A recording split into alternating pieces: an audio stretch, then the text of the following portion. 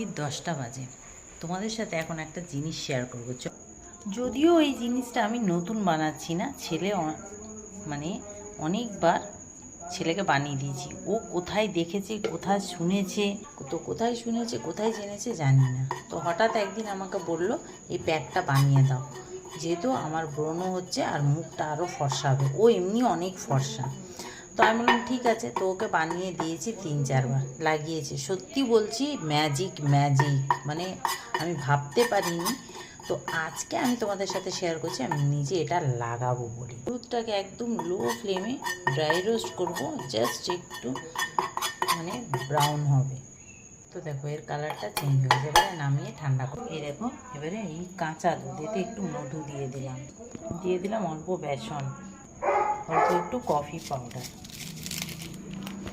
এবারে দিয়ে দেবো এই হলুদটা।